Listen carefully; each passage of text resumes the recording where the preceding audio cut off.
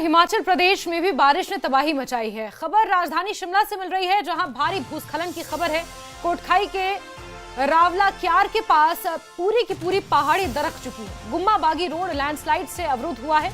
Social media पर अब ये वीडियो तेजी से वायरल हो रहा है और शिमला के कोटखाई से ये तस्वीरें सामने आई हैं, जहां के रावला क्यार के पास ये पूरी की पूरी पहाड़ी दरक कर रास्ते पर आ गई है। अब तस्वीरों में साफ देख सकते हैं ये खौफनाक मंजर। ये राजधानी शिमला के कोटखाई गांव का है, जहां के रावला क्यार के पास ये पूरी की पूरी पहाड़ी दरक गई है। गुम्मा बागी रोड लैंडस्लाइड से बंद हुआ है। सेब का सीजन चल रहा है और ऐसे में किसानों बागवानों की दिक्कतें सबसे ज्यादा बढ़ी हुई हैं, क्योंकि हिमाचल प्रदेश में कई सड़कें अभी भी बाधित हैं। कई पंचायतों का संपर्क मुख्यालय से टूटा हुआ है। शिमला के कोटखाई से आपको ये तस्वीरें दिखा रहे हैं। सोशल मीडिया पर अब ये वीडियो जमकर वायरल हो रहा है। पूरी की पूरी पहाड़ी रावला क्यार के पास दरक कर सड़क पर आ गई है।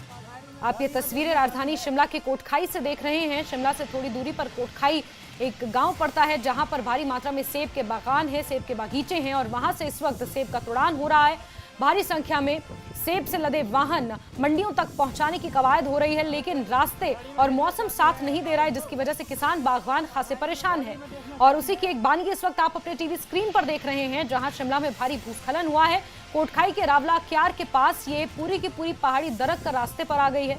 गुम्मा बागी रोड लैंडस्लाइड की वजह से अब बंद है। सोशल मीडिया पर ये वीडियो जमकर वायरल हो रहा है। कुछ देर पहले की ही ये घटना बताई जा रही है, जब ये पूरी की पूरी पहाड़ी दरक कर रास्ते पर आ गई।